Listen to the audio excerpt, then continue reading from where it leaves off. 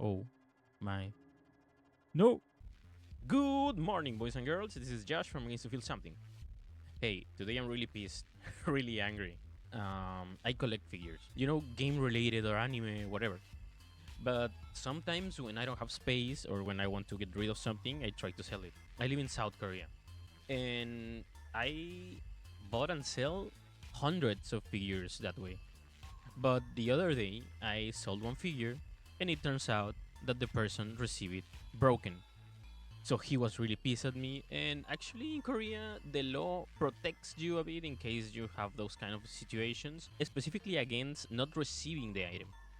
So I was trying to talk out with the person. I told him like, "Do you have any video showing how you open it and it's broken?" Because he actually sent me the message saying that the item was broken like 4 days after he received it. So I was like, "That's a bit suspicious." Anyways, I tried to help him and try to get into some sort of agreement. But he's been really angry, and he's Korean. So fighting with a Korean over a broken figure is something that I never thought I was going to do. Anyways, we agreed that he was going to send the figure back, and I was going to give him some kind of refund. But now the guy is asking for my address, my phone number, my everything, and he's not letting the conversation flow in a correct way. So, ah, I've been talking to that guy since 1 a.m. yesterday and everything for like $20. So I really don't care that much about the money. Of course, I need the money.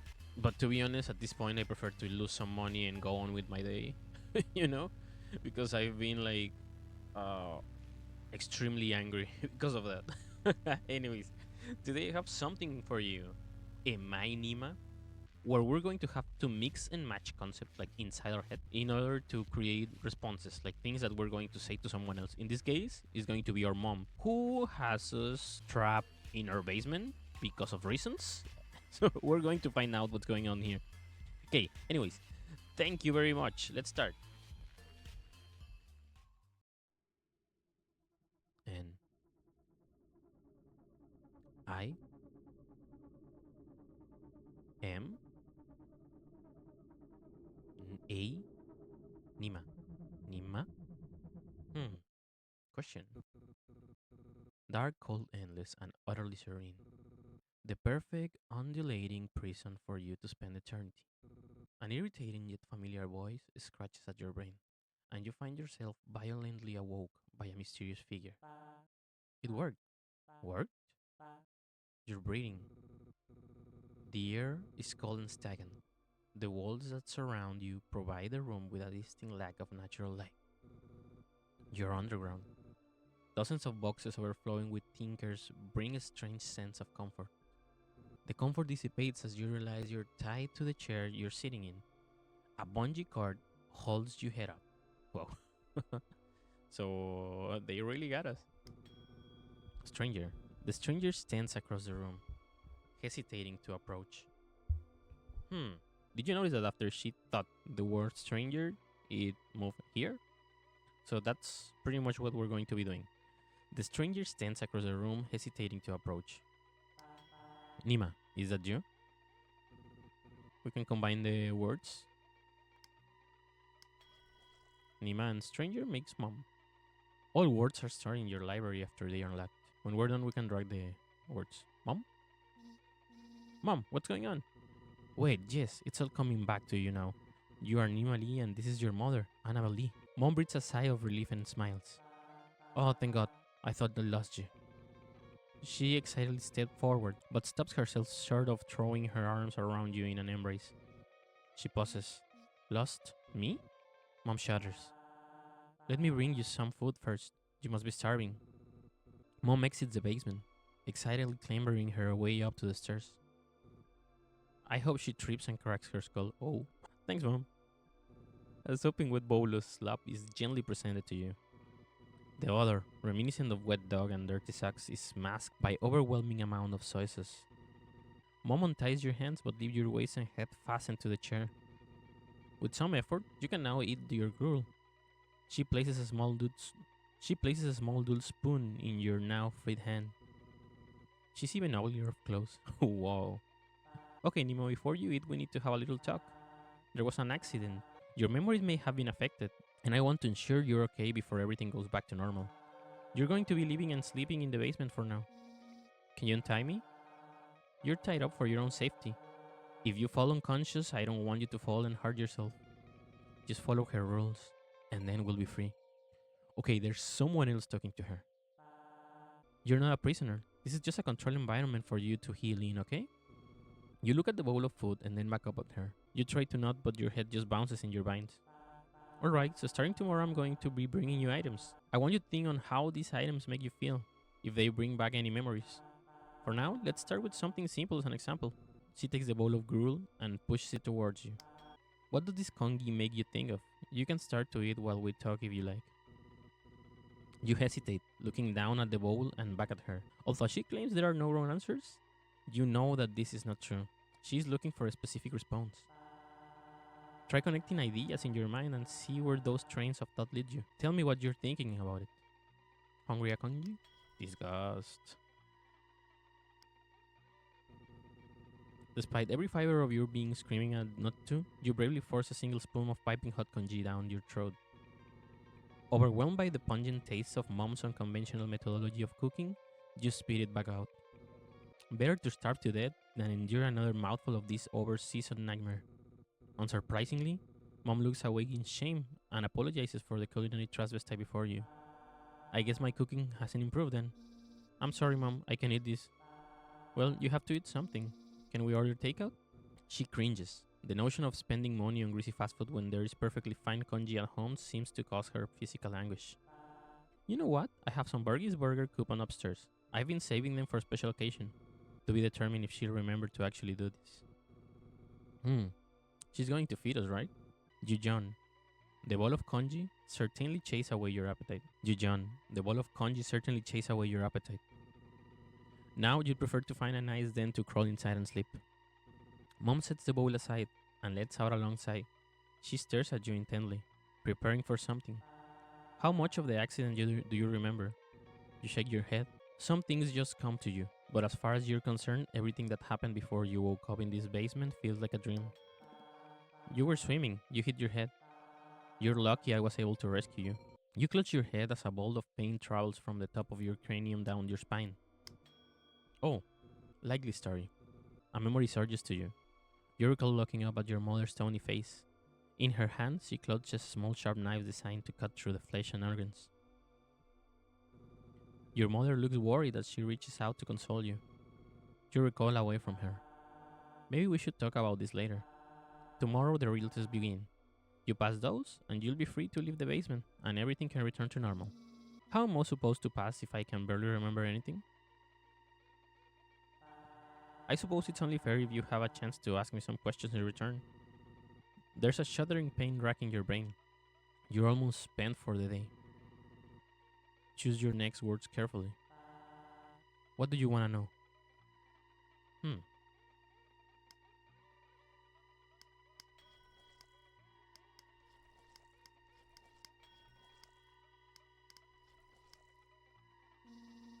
I got hurt while swimming?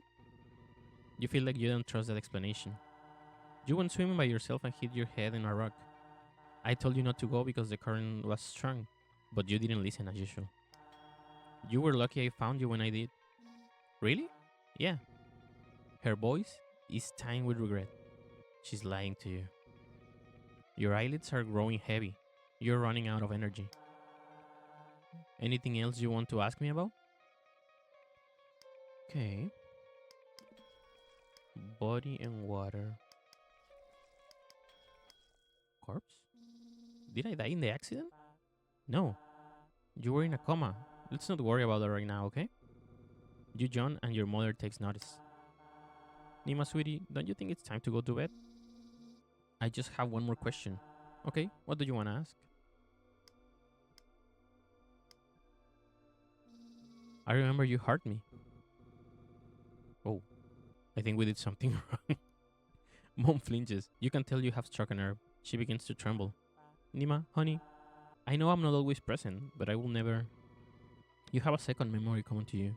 You are trapped in an abyss, eyes shut and disconnected from your brain. You can feel your mother holding your hand. No, play dumb. Sorry, Mom, I'm confused.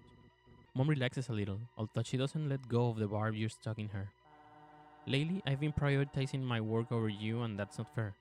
It'll be different now, I promise.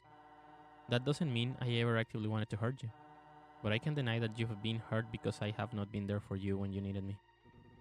The conversation trails off. You're both unwilling to look at each other. The pain surging through your brain terminates with a sudden pull of the plug. Your eyes cut to blindness, and then you feel your body fall forward to be caught by the ropes fastening you to the chair. You flicker in and out of consciousness as rogue bolts of electricity wiggle your neurons. A pair of tender arms bear the full weight of your malnourished and sickly form. You are lowered to the lumpy mattress, tucked in routinely and without indulgence. Whoever carried you here was hesitant to do so.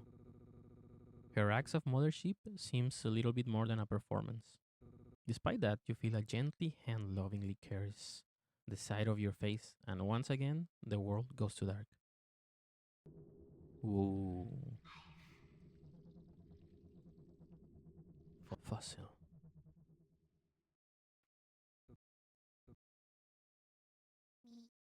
Ooh, my head hurts. This is my room. I barely remember it. Hmm, we're inside the room. The bathroom is locked. But what if I need to? Seems that we can point and click to everything. Reminds me a lot of the Persona 3 Reload in a strange indie kind of way. Pretty cool. Amazing, really. Let's check here. I was his child, and I was her child. Aquarium.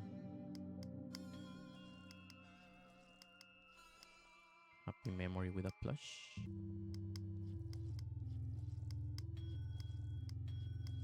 Camping. Tomato boy. Caviar boy? A child's drawing. It vaguely resembles a koi fish. Fish pet. James Bond. Okay.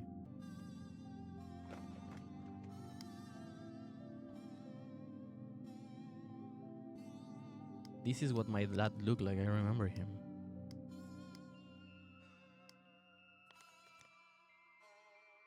A lava lamp.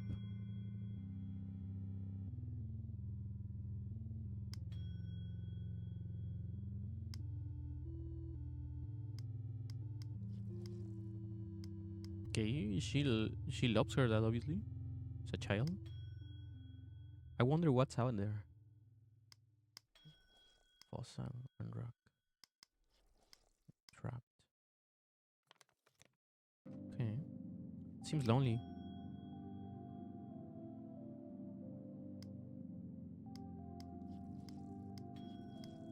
Banana boy. Cotton boy. Hmm. She spent a long time working on this one. No one even read it. Oh. Mom plus work? She's a paleontologist.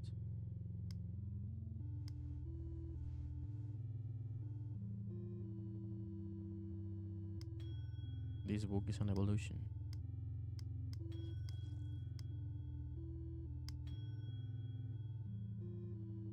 Hmm.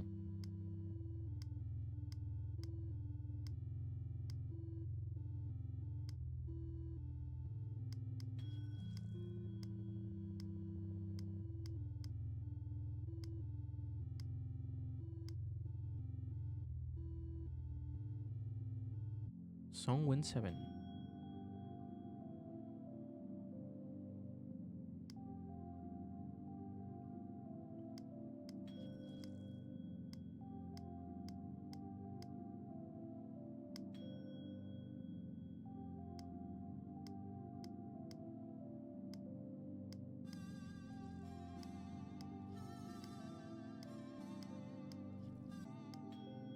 Joke.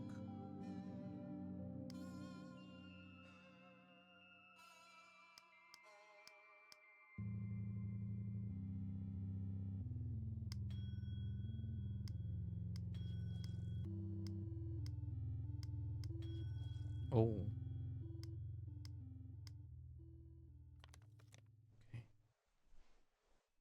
else do we have in here?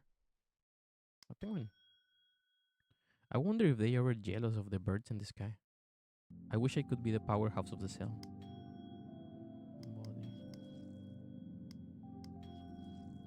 Sashimi. Okay.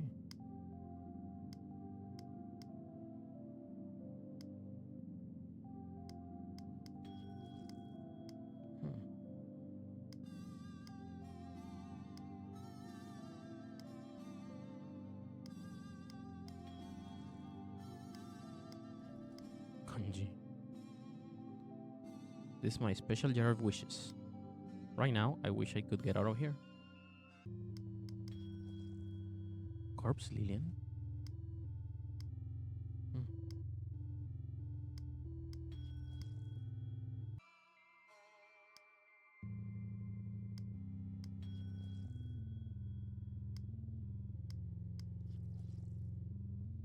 We're getting pretty much the same words. Oh, can't remember the password.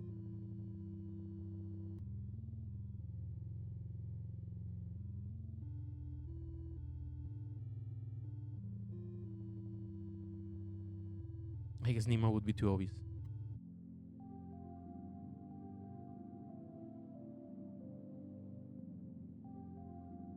Nope, that's not it.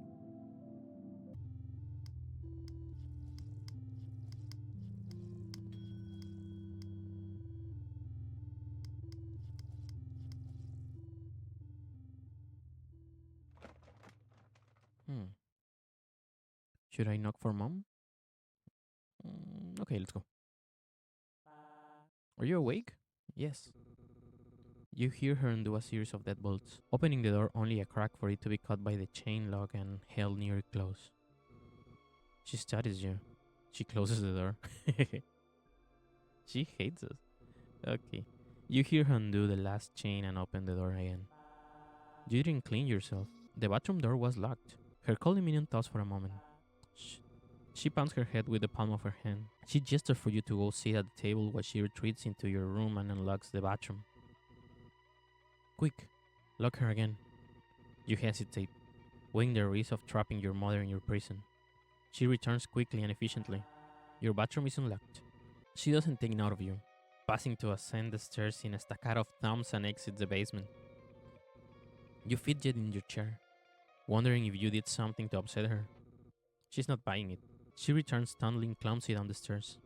She holds the railing to keep herself steady. In her other hand, she carries a large tote bag, bulging with concealed items.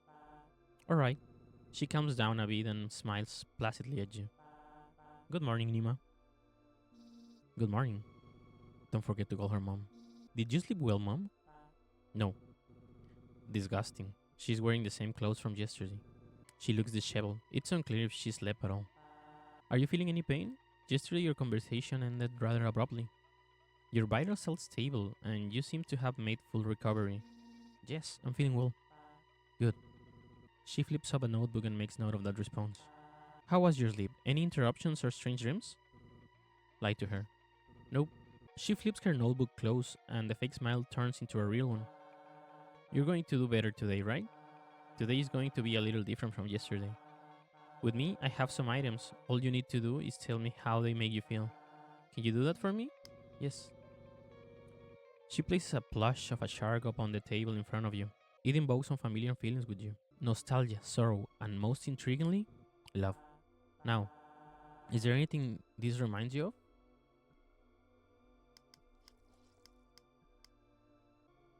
A trip. That's the toy that got me at the aquarium. Can we go? Can we get tickets? Yes, let us out of the bowl. It's not really a good time for that right now. Oh man, promise me we'll go someday, okay? Just like we used to when that was still around. Memories of your father's embrace fill your mind. He's no longer with you, but the plush still connects you two together. Maybe after we're all done here. Does that sound good? Yeah, okay. Mom lets out a melancholic chuckle. It's funny, you used to bring this thing everywhere with you. I remember you never let me take it from you, even to wash it. Your father used to say it was starting to look more like a catfish than a shark. He even considered buying a second one to switch out so we could clean it when you weren't looking. Hey! He never did it, don't worry. After he passed, you were even more inseparable. You wanted to hold on to anything that reminded you of him. You and mom share a moment of nostalgic silence that fades more and more into a memory every single day.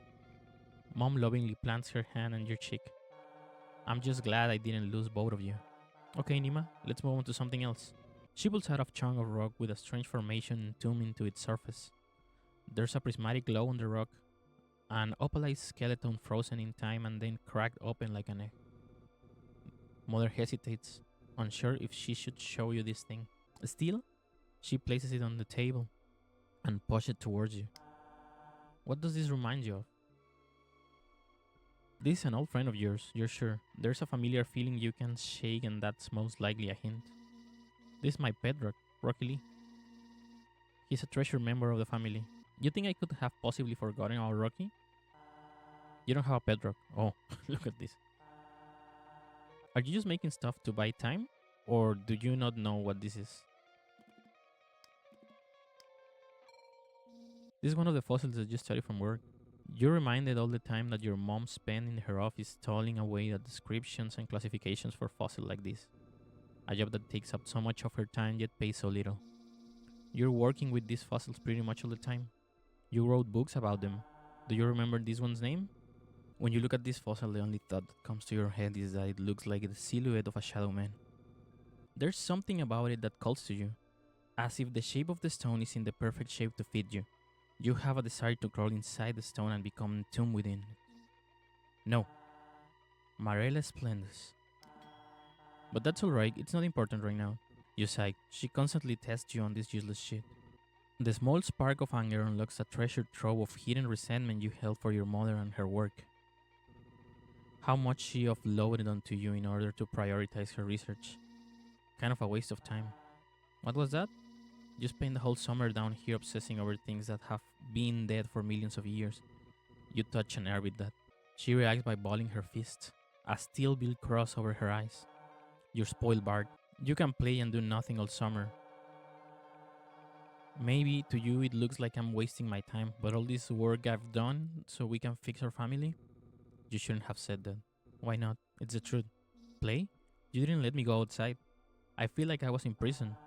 You had to learn your lesson. What lesson? You really shouldn't have said that. Oh my god. I don't think we should continue talking about this. I want to focus on happy memories today. You are my good and happy daughter, Nima. She speaks as she's reminding herself who you are, but the tone is clearly suggesting that you've begun to wonder of the scripts she sets out for you. What lesson, Mom? Don't get all righteous with me, as if it's my fault we ended up like this. You're the one who betrayed my trust. You're the one who put this entire experiment in jeopardy. I was ready to forgive you, for us to go back to the way things were, but it seems you're too spiteful to move on. You're not Nima. Nima would never act like this. Nima would never question me like this. That's it. It's time for bed. Your mother grits her teeth to hold herself back from speaking further. Gruffly, she picks you up by your arm and hauls you back to your room. She deposits you across the threshold of your door and then quickly closes the door behind it. You hear her voice muttering something about controlled stimulus as she stomps away from the door and begins ascending the stairs out of the basement. You messed up. Push her buttons too much. She doesn't love you anymore. You banish the errant thought from your mind. After the interrogation today, you want for nothing else but the comfort of the bed. You find yourself awake in bed. There are heavy weights on your arms. You try to wiggle, push against a series of tie ropes that bind you still. I told you, she doesn't like failure. Your mother enters the room's. Wow. I think we lost. Your mother enters the room, wiping a small steel pig with an antiseptic tissue. You're awake? I didn't use enough anesthesia. You try to scream, but you discover your mouth is gagged. That's fine. You won't need it. She leans over you, placing her knee on your stomach to pin you, and rippling your face with a claw hand. The pig inches closer to your eye. Don't blame yourself. It's my fault, really. Something must have went wrong with the procedure for you to come out like this. She begins to caress your cheek. Her hands are trembling ever so slightly. But that's okay. Oh, my. No! There's always next time. You feel the blade scrape past your socket and push out into the nerves of your brain. Your life terminates with a pop as she severs your brain in half. Suddenly, it's dark. Dark, cold, endless, and utterly serene. You spend an eternity in this darkness until a familiar voice. Nima? Is that you?